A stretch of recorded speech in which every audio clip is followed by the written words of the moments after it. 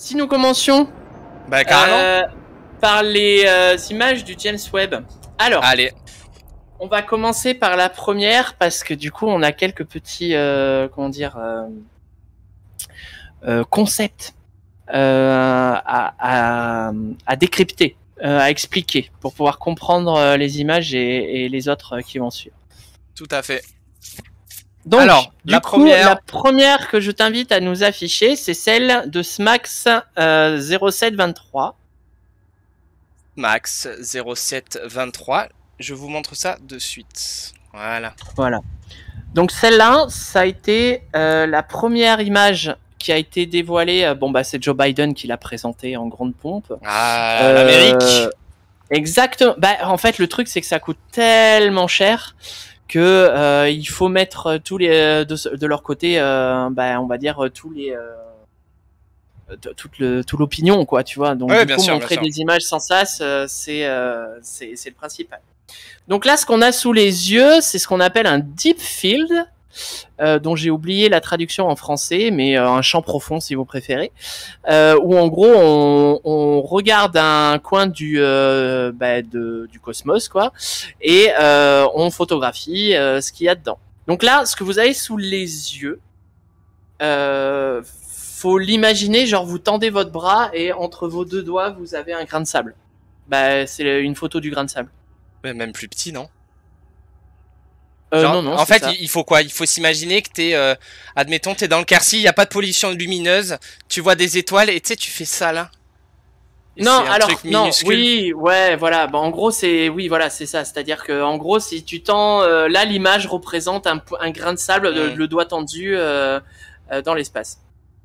Donc, là, on voit plein de choses super intéressantes. Déjà, pourquoi ça s'appelle SMACS 0723? Puisque SMACS 0723, en fait, c'est un amas de galaxies qui est au centre. C'est ce qu'on voit, en fait. C'est au centre de l'écran. Si vous regardez, tu as deux points jaunes, on va dire jaune pâle.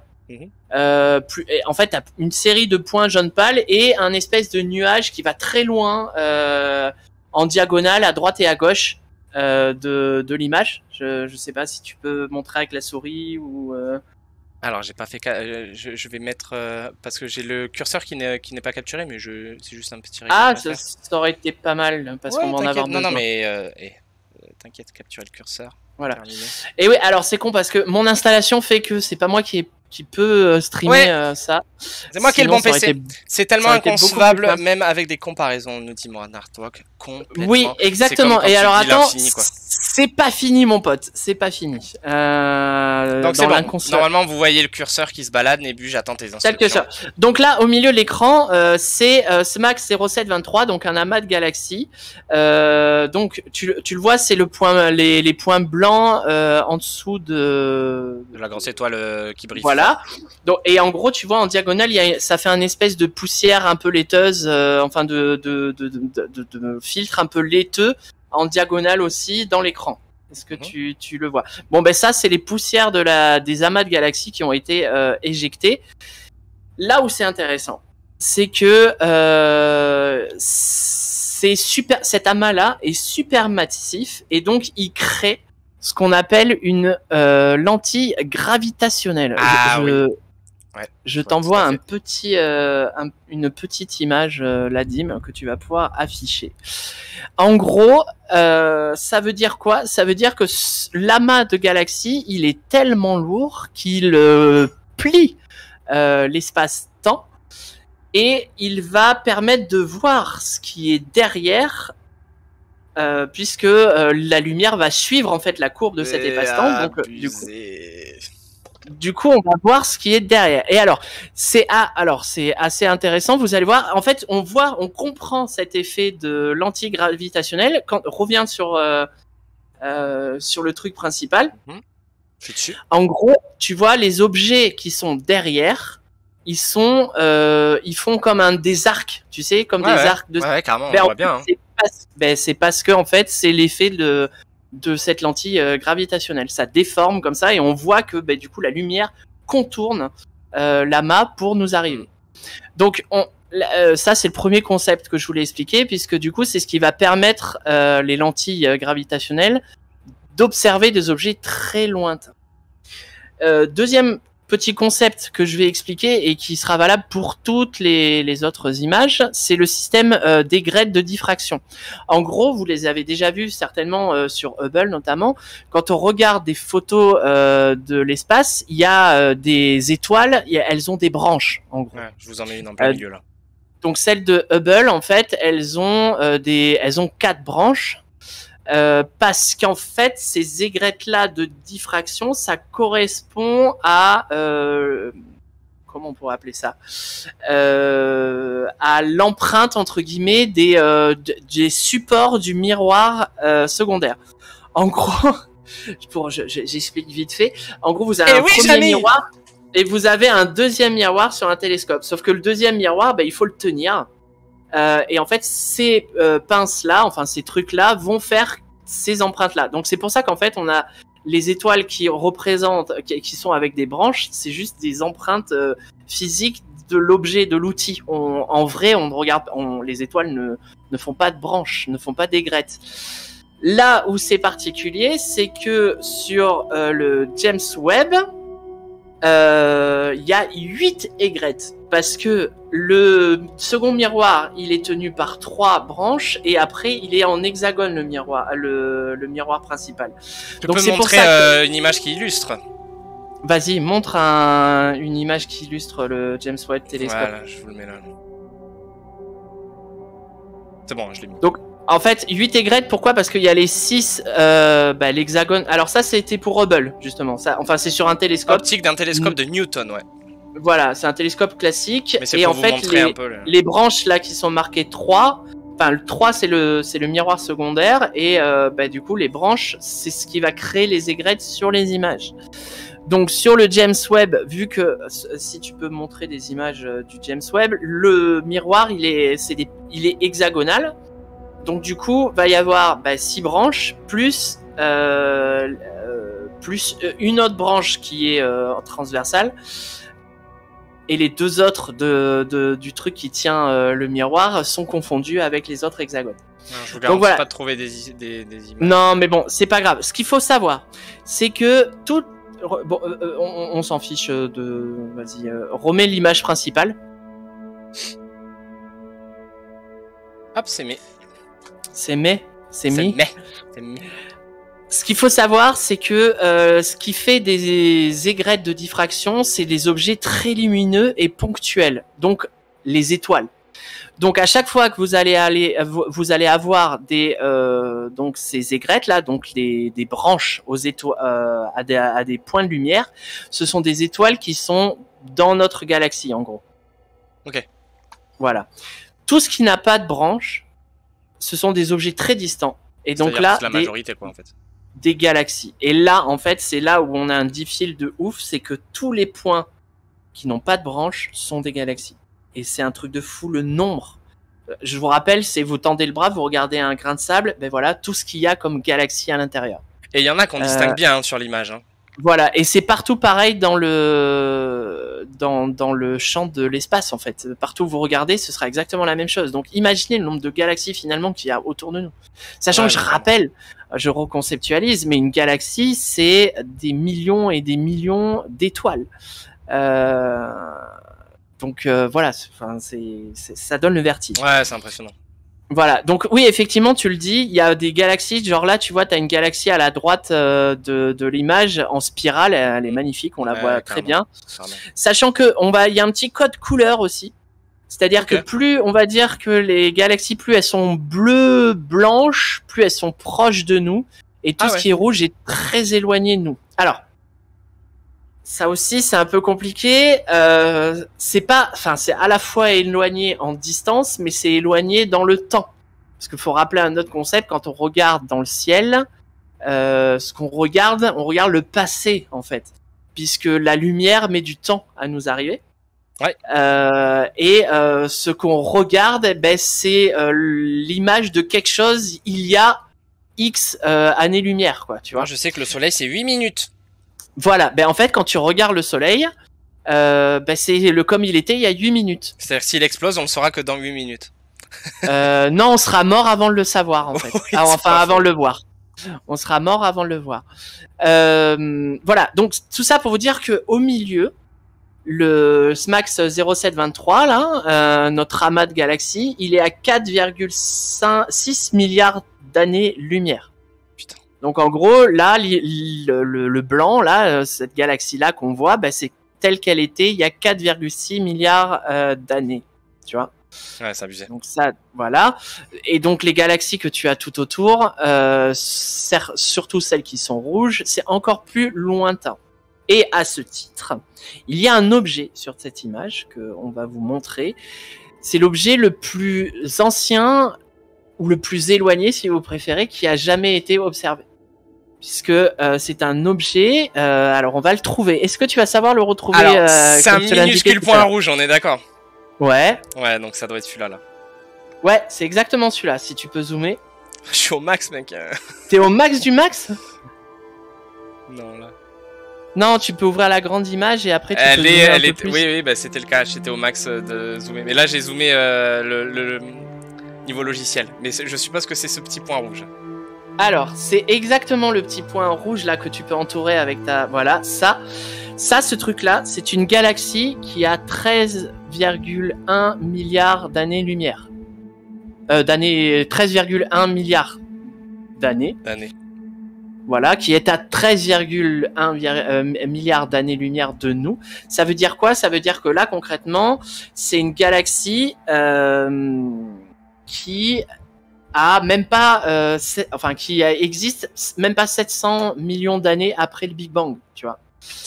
Donc là, dis-toi pourquoi c'est même pas 700 millions d'années après le Big Bang. En fait. T'imagines, en fait, tu dis même pas 700 millions d'années, genre, bof, c'était le lendemain du Big Bang. Mais c'est même pas le lendemain, c'est genre millions d'années. Voilà, mais c'est la minute d'après le Big Bang. Et dis-toi en fait que à cette époque-là, les étoiles, elles étaient super massives, elles brûlaient à une vitesse phénoménale, et ça créait des nébuleuses, des explosions dans tous les sens. Et là, ce que tu vois en fait, c'est l'image d'un feu d'artifice cosmique de juste après le Big Bang. Et là où je vais un peu plus loin, c'est que cette galaxie-là, admettons on avait le pouvoir, je sais pas moi, de se téléporter à cet endroit-là, enfin là où elle est censée être, elle n'existe plus en fait. Eh oui, du coup. Ce qu'on voit là, si on le rapproche à nous, ça n'existe plus en fait. Donc là, ce qu'on voit là, c'est vraiment un truc de fou. Et c'est le plus vieil, le plus ancien objet pour l'instant à avoir été observé. Je le rentoure, hein, c'est celui-là. Voilà. Voilà. Bon après on pourrait s'émerveiller des heures sur ce truc-là. Ah ça complètement. Que... Et puis il y a des images encore qui sont encore plus magnifiques. Hein. J'essaie de chercher une petite extension pour Mozilla là où je puisse entourer des trucs. D'accord, ok. En attendant, mais voilà, mais j'écoute. Je pense qu'on va pouvoir passer à l'image suivante, qui est aussi bluffante. Alors, c'était laquelle? Dis-moi juste. C'était le Stéphane Squintet. C'est ça. Sauf que ils l'ont changé de nom. Ouais, c'est celui-là. Je l'ai. Hop là. Voilà. Ouais, je vais plutôt vous mettre celui-là. Non, c'était pas ça. Si, voilà, c'est ça. Voilà. Donc, alors pas celle-là. Voilà, celle-là. Ouais, en gros. Ouais, j'ai du décalage. Ouais, là, effectivement, on a un quintet. Enfin, on a 5 galaxies en fait là, en plein milieu de l'écran. Donc une nouvelle fois, on reprécise ce qu'il y a des aigrettes là, ce qu'il y a des branches. Ce sont des étoiles de notre galaxie. Ce qui n'en a pas, ce sont des galaxies. Donc une nouvelle fois, regardez tous les points jaunes, les points bleus, les points rouges qu'il y a derrière. Ce sont des galaxies. Et voilà. Une nouvelle fois, l'immensité du truc, quoi. Et là, on a des galaxies, si je me trompe pas. Donc, en fait, elles sont les blanches là. Donc, on va dire milieu, qui font le milieu de l'écran. Les blanches avec du rouge, elles sont à 290 millions d'années. Donc, en vrai, c'est pas très loin. Ouais, c'est à côté, quoi. C'est pas très loin. Je pense qu'il te rembourse ta BM, tu sais. Ouais, et le truc, voilà. si tu fais le million de kilomètres. Exactement. Celle qui est à gauche, la grosse galaxie qui est à gauche, elle est à 40 millions d'années-lumière. Donc elle est plus proche, en fait. D'accord. Donc là, plus en net, gros... du coup. Ouais, voilà, elle est plus nette. Donc là, en gros, on a des galaxies, donc les quatre blanches, hein, qui entrent en collision et sont en train de fusionner. Bon, alors ça prend des millions et des millions d'années. Hein. Ouais, moi je me des suis milliards. toujours dit à quoi ça ressemble sur à notre échelle de temps là-bas en fait.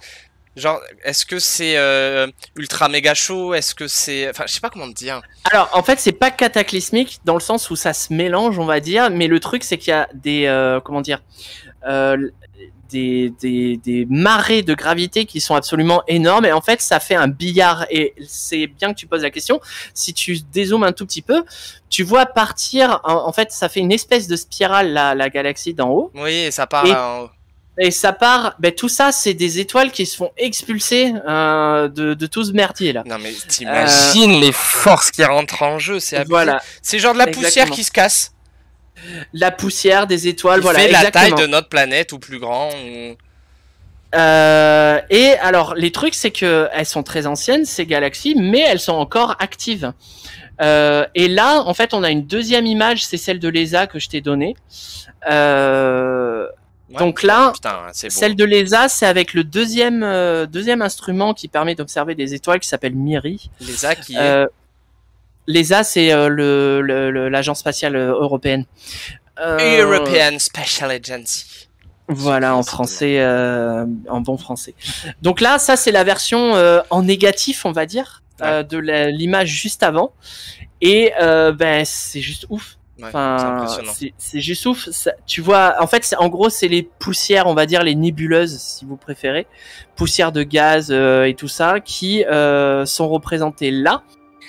Et là, vous voyez, j'avais dit les galaxies, elles font pas d'aigrettes. Ben en fait, là, vous voyez celle d'en haut. Ouais, celle d'en haut là. Ça fait... Eh ben, parce que en fait, c'est un quasar super massif, l'équivalent de 40 millions 40 milliards de nos soleils en termes de masse, qui est au centre de cette galaxie et donc du coup qui est tellement actif, tellement puissant qu'il crée une lumière aussi brillante en fait. Alors que je rappelle, c'est à 280 millions d'années-lumière, tu vois. Et du coup, ça veut dire qu'il fait ultra chaud autour. C'est pas, je saurais pas te dire. Non, c'est pas parce que, enfin oui, c'est pas vraiment en termes de chaleur qu'on peut penser, parce que l'essentiel, c'est comme, c'est du vide, tu vois ce que je veux dire, et le vide, il est très froid. C'est juste que, les planètes autour. Voilà, par exemple, mais c'est surtout les rayonnements en fait qui vont créer la chaleur entre guillemets, quoi, tu vois. Là où il va faire chaud, c'est là où il y a du gaz. Là où il y a pas de gaz, ben il y a rien, quoi, tu vois. Donc effectivement, c'est des gaz à émission, tous les gaz que tu vois là, et donc du coup, c'est parce que effectivement ils sont chauffés, quoi. Ok. Et tu vois encore les petits points derrière qui sont autant de galaxies. Et il y en a des rouges, qui veut dire que c'est super loin. Voilà. Alors si je me trompe pas, non, oui, c'est ça, ouais. Donc voilà, ça, je trouve ça ouf. Enfin, c'est des images qui sont complètement ouf, quoi. Oui, c'est impressionnant. C'est impressionnant. Ouais. Et alors, c'est rigolo parce que du coup, dans le Zarmag, on avait suivi le lancement de James Webb et on vous l'avait dit qu'on allait le suivre. Et là, de voir ça, tu sais, c'est. Alors bon, celle-là non, mais les autres qu'on a vus précédemment, ouais, on l'a suivi le truc et il tient toutes ses promesses finalement. Ah mais complet. Complet et surtout que c'est que le début, quoi. Tu vois, il n'y a pas de comment dire d'études véritablement qui ont été voilà, faites, c'est ça. C'est que pour l'instant on a des images et ensuite il va y avoir, mais je pense qu'il y en a pour des années d'études et là il fait bon d'être astrophysicien sûrement. Ah bah ouais, là ça c'est clair et net. On va passer sur une autre image. Je veux juste en attendant, être je vais juste refaire sûr que je fais... On n'a pas changé, voilà. C'est bon. Ça tourne un petit peu. Je veux être sûr que nous allons à la bonne Mais destination. je pense pas que c'est la Méditerranée. Hein. Non? Bon, c'est pas grave, de toute façon, on va bouger. Ouais, non, mais après, c'est toujours beau à voir. Hein. On voit que. Bon. Il y a le lever de Alors, soleil là-bas. Je sais pas si c'est le lever je de sais- soleil, mais ça commence à être beau là-bas. Ah, non, c'est le reflet du soleil sur la planète. Regarde, il est là. Derrière devant nous, là-bas? Ah, il est devant? Il est devant Ah, oui, nous. oui. Oui, ben non, mais c'est le crépuscule pour eux, du coup. Derrière nous, c'est le crépuscule, c'est assez beau. Voilà. Alors, on va de toute façon changer d'endroit.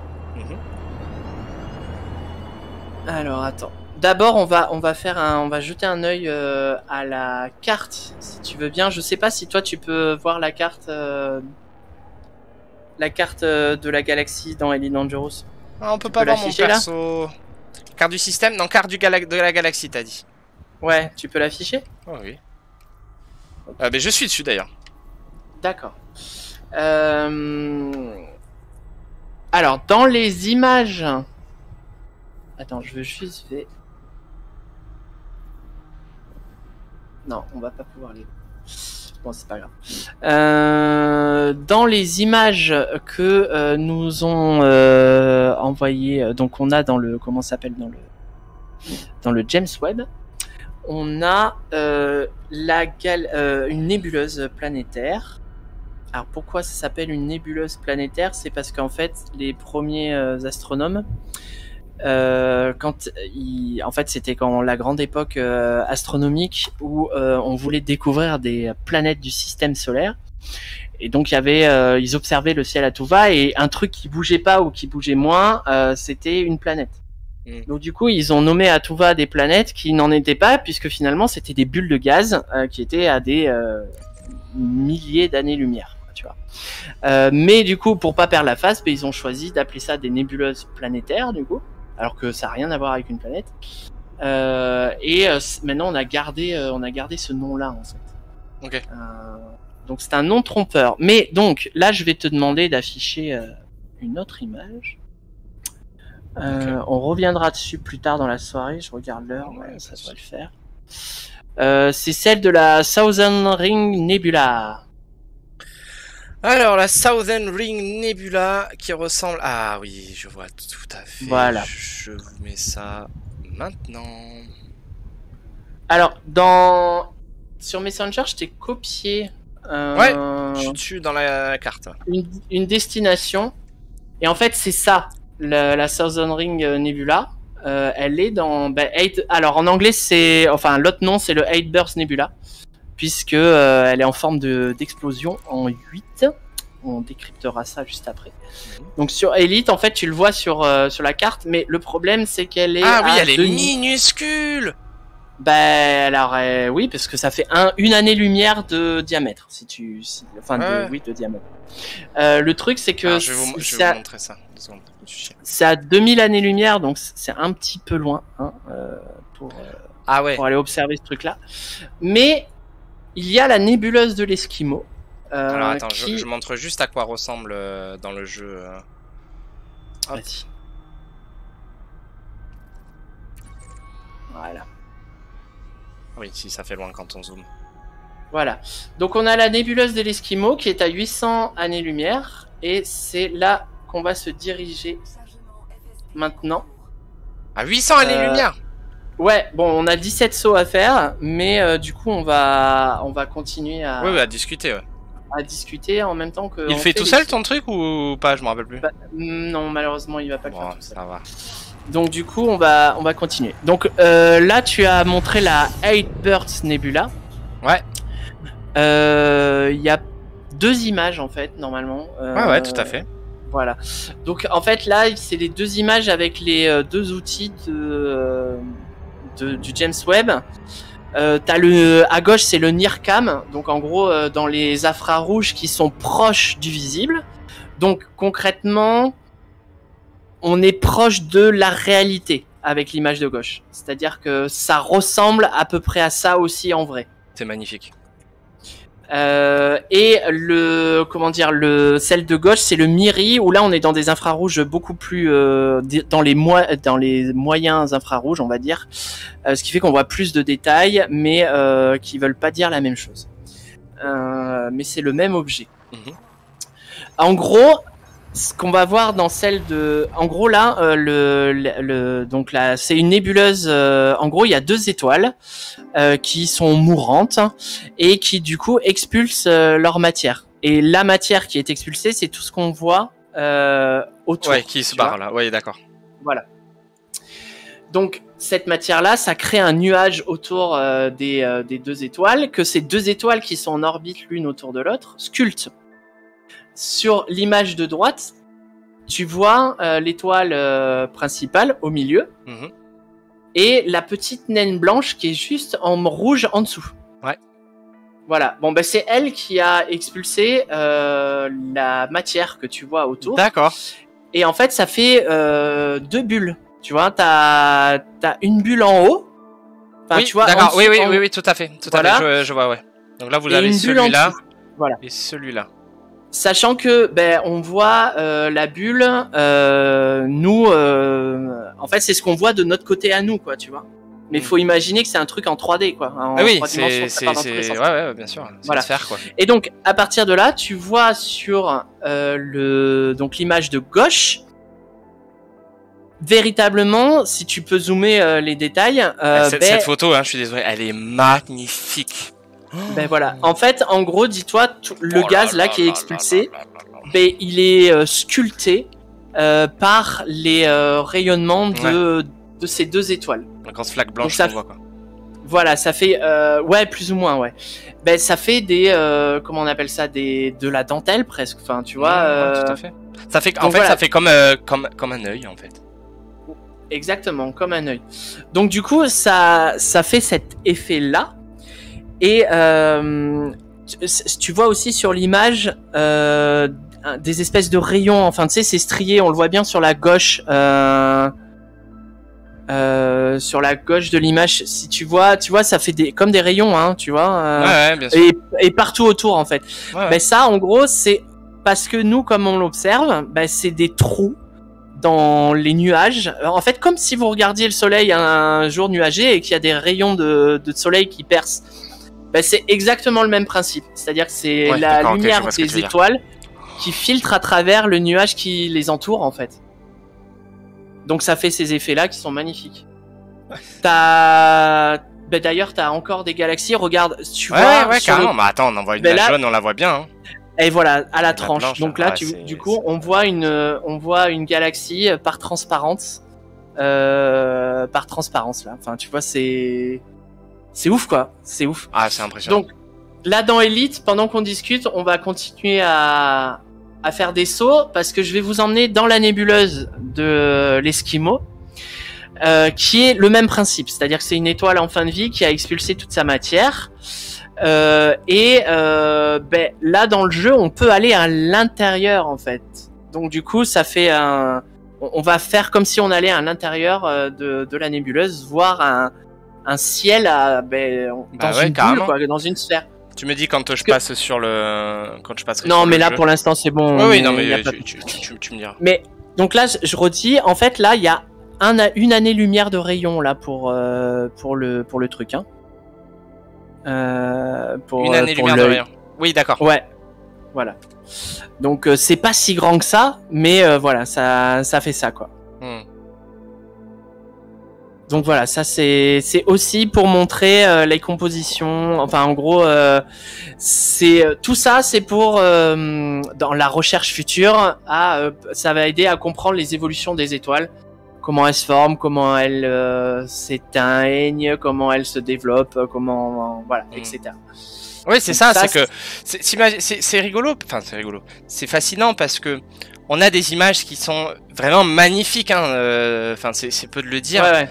Qui pour nous, le commun des mortels, c'est une chouette photo, c'est un peu de l'art, tu vois.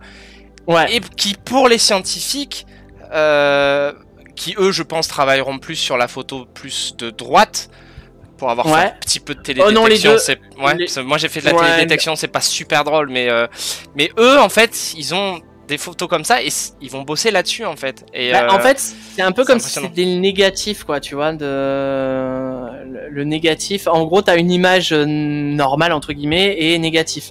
Sachant que je rappelle une nouvelle fois, même l'image normale, elle est juste en dessous du spectre du visible. Donc en gros, si on voulait véritablement le représenter, on aurait l'étoile au milieu et ce serait tout noir autour, quoi. Ou oui, voilà, vaguement, oui, ça a été vaguement laiteux, quoi, tu vois. Mais le truc, c'est que voilà, les scientifiques avec n'importe quelle couleur qu'il y a dans cette image-là, ils vont pouvoir en tirer une déduction sur les particules, sur les machins, c'est impressionnant. Voilà. Et alors, du coup, ça m'amène à l'autre image qui est pas vraiment une image qu'ils ont présentée, c'est un graphique. C'est celle de WASP 96B, si tu veux le... Attends, j'ai un graphique là. Le WASP... c'est ça. Voilà. Ouais. Alors, ça, c'est pas vraiment une image à proprement... Et on sait que chez les Arbros, on aime les graphiques.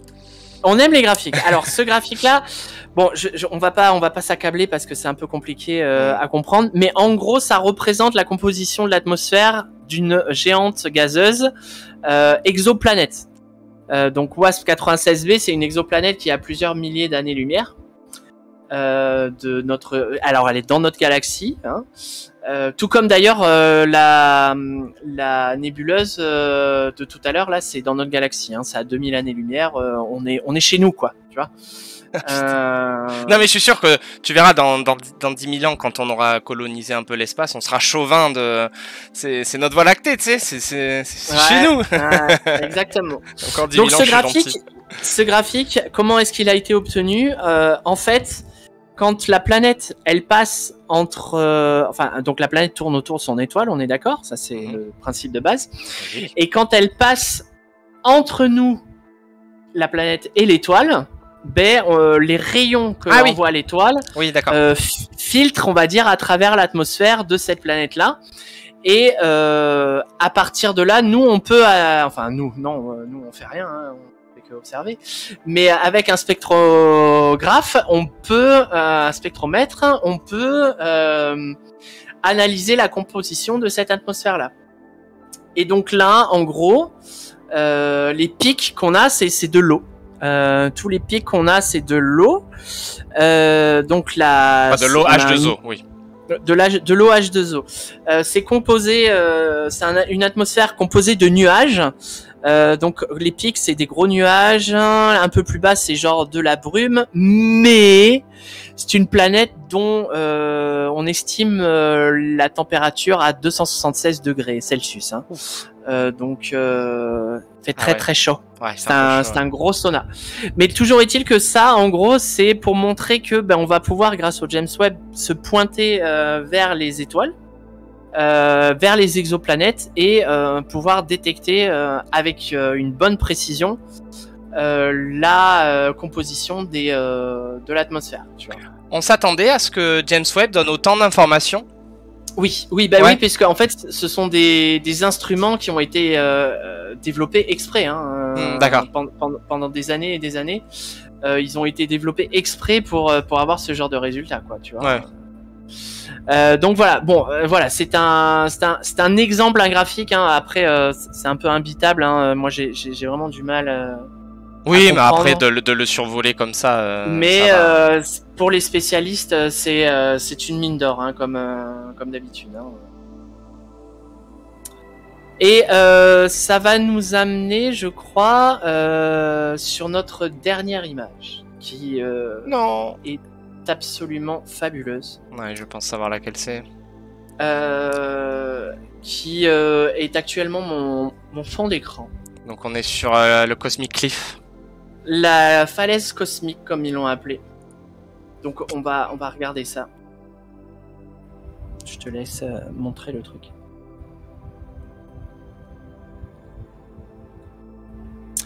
La falaise cosmique, voilà. En gros, allez, pour le dire basiquement, c'est une pouponnière d'étoiles. Tout ce qui est orange, un peu laiteux, c'est des gaz, de la poussière. Et ça sert c'est là que se créent les étoiles, en fait, tout simplement. Pourquoi est-ce que ça fait genre une falaise cosmique? C'est que du coup, au-dessus, vous avez des étoiles qui sont formées, en fait, et du coup, qui repoussent avec leur rayonnement le gaz. Et ça sculpte, en fait, véritablement cette falaise-là, en repoussant le truc. Alors la densité de ces gaz est différente, donc ils s'érodent pas de la même façon, et c'est pour ça que sur le côté gauche là, il y a un espèce de, on va appeler ça un pilier, puisque il y avait déjà une image qui s'appelait le pilier de la création. La création, ouais. Et donc ça c'est du gaz qui est beaucoup plus dense. Et là, si tu veux zoomer dessus, on a une résolution vraiment de malade, hein, en vrai. Hein, ouais, complètement. Voilà. Donc là, on a à peu près de gauche à droite 200 années-lumière qui sont représentés. D'accord. Donc c'est gigantesque. Hein. Oui, ça va. Ça va. C'est gigantesque. Et donc voilà, en fait c'est pareil, c'est une dentelle qui est sculptée. Alors c'est pas la même échelle que la nébuleuse qu'on a vue tout à l'heure. Mais là, c'est sculpté... Et c'est magnifique en fait. Attends, mais comment le truc a pu prendre des photos comme ça? Bon, après, je veux bien qu'il y ait un travail de retouche derrière, il n'y a pas de souci. Voilà, c'est pas véritablement des photos, c'est l'infrarouge. Oui, oui, bien sûr. Gros, le gaz là, il est. Il est. Comment dire? Alors, oui, techniquement. En fait, si, ça c'est visible à l'œil nu. Mais si tu le regardes à l'œil nu. Alors, sachant que la nébuleuse de la Carène, on ne la voit que dans l'hémisphère sud. Ok. Nous, on connaît mieux la nébuleuse d'Orion puisqu'elle est visible dans l'hémisphère nord. Et en fait, si c'est visible à l'œil nu, mais en gros, ça va faire comme un flou, tu vois, comme une espèce de nuage laiteux, quoi, tu vois. Ouais, bien sûr, ouais, je vois. Autour. Donc là, après, effectivement, en gros, là, c'est l'infrarouge qui voit et du coup, on traduit ça pour que ça ait une signification. Donc dans ce truc-là, on voit plein de trucs, on voit les sculptures des étoiles naissantes, et là c'est bien, tu es au milieu de ton écran, il y a une virgule jaune là, un espèce de C jaune, je sais pas si... Enfin là je te laisse défiler. Voilà. Tu peux l'entourer, ce C jaune, là en fait c'est une... C'est celui-là, hein, c'est bien celui-là. Voilà, en gros c'est un rejet de proto-étoiles. C'est-à-dire qu'en gros quand les étoiles s'allument véritablement quand elles sont... C'est pas Versailles ici. Pardon. J'ai pas la ref, mais on va voir quand même. Oui, mais donc en gros, quand les étoiles s'allument véritablement, quand elles démarrent, si tu préfères, elles expulsent une énorme quantité de matière, une énorme quantité de rayonnement, et ça dure même pas 100 à 200 000 ans, tu vois. Et donc là, ce qu'on voit, et pour le coup, c'est rapide, ouais. Même si... Voilà, c'est une étoile qui a même pas 500 000 ans, là, qui est... Enfin, un peu plus, du coup, puisque ça met un... Enfin, oui, ça a même pas 500 000 ans, quoi, cette étoile. Et c'est à 2000 années-lumière, donc ça, c'était il y a 2000 ans, donc il y a de grandes chances que ce soit encore en cours, quoi, tu vois. Ouais. Oui, 2000 ans, c'est que dalle, hein. Donc voilà, et là, si tu élargis sur l'image, il y en a encore quelques-unes, pareil... qui sont un peu partout, les petits points jaunes, des petites virgules jaunes. Ouais. Et il y en a une en dessous. Donc voilà, et donc là c'est mon fond d'écran à l'heure actuelle. On va se donner le vertige si tu veux bien. Encore plus. Donc là, la falaise cosmique, c'est un morceau de la nébuleuse de la Carène, puisque la nébuleuse de la Carène, c'est quelque chose qui fait plus de 1000 années-lumière de taille, on va dire. Et je t'ai envoyé une image normalement de la Pod Grag là. De la Carina Nebula. Voilà, donc là la nébuleuse de la Carène, c'est là tu vas pouvoir l'afficher. Waouh. C'est une photo de Hubble si je me trompe pas.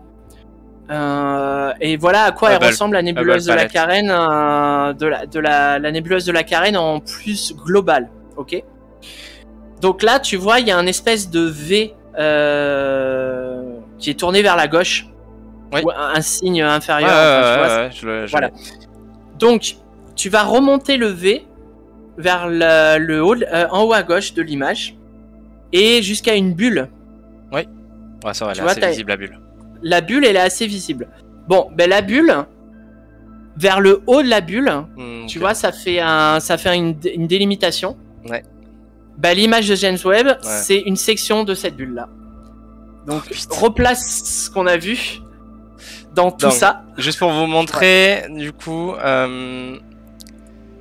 Normalement, avec la résolution, on voit le zibouiboui dans la bulle. Il y a un zibouiboui en haut dans la bulle, là. C'est le petit zibouiboui qu'il y a dans l'image de web. Donc ça, paye la résolution. Cette magnifique image qu'on a vue tout à l'heure, c'est un petit morceau d'ici. Voilà. C'est impressionnant. Voilà, c'est un truc de ouf. Hein. Oui, d'accord, je vois ce que tu appelles le zibouiboui. Ça doit être ça. Le pilier, quoi, tu vois, il y a un pilier en haut, là, et donc paye ta résolution. Ouais, Jérém, t'as les yeux au bon moment, là, ouais, clairement. Donc, je sais pas si t'as vu, Jérém, cette image magnifique, immense, qu'on peut zoomer comme pas possible. C'est juste, ça, là, c'est ici, là. Voilà. Avec le fameux zibouiboui, comme dit Nébu. Voilà.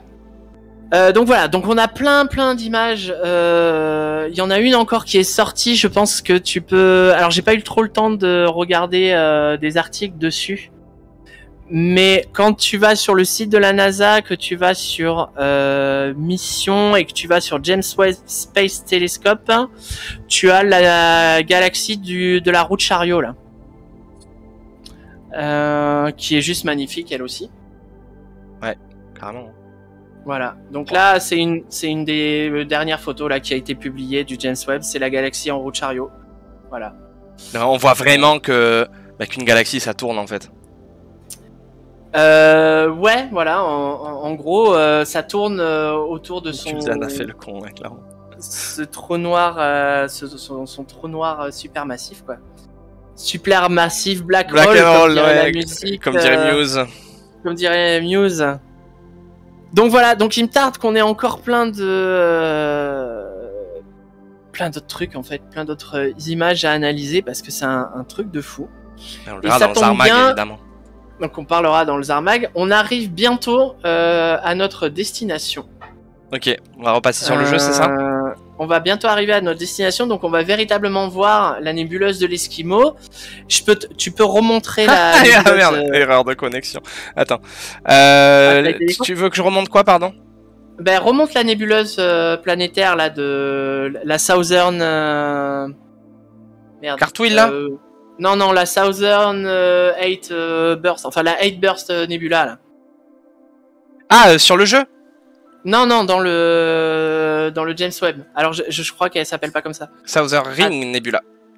Ouais, alors moi je sais pas pourquoi j'ai l'écran... C'est bon, je suis dessus. Ouais, mais moi j'ai mon PC qui s'est... Enfin le PC portable qui s'est éteint. Ah bah il y a peut-être plus de batterie. Non, c'est juste que j'ai dû faire une mauvaise manip. Faudra que tu me réinvites dans le jeu en tout cas. Donc en gros, on va arriver dans le jeu, Regarde, là si tu regardes ton écran... Ah non, t'es pas à bord? Non, il faut que tu me réinvites. Je suis en train de me reconnecter là. D'accord, parce que justement il y a des trucs à voir là. Il doit y avoir un mode où genre quand ça fait trop longtemps, ça se déco. J'attends ton invite et je vais juste gérer Streamlabs à côté. J'avais pas lu. Alors, dans combien de temps on aura quelque chose d'assez loin pour prendre un selfie de notre galaxie comme ça? On dirait quelqu'un dans une fosse qui prend en photo vers le haut. Ouais, je vois tout à fait ce que tu veux dire, ouais. Jérém, c'est pas possible hein, pour l'instant là. Dans combien de temps dans des milliards d'années. Mais on a perdu le contact avec Voyager, donc c'est cramé. Hein. C'était le meilleur candidat pour l'instant pour prendre une photo de l'extérieur du système solaire déjà. Donc voilà pour les analyses des images. J'espère que ça vous a plu, hein, ceux qui étaient là. On en veut d'autres. On en veut d'autres, on est d'accord.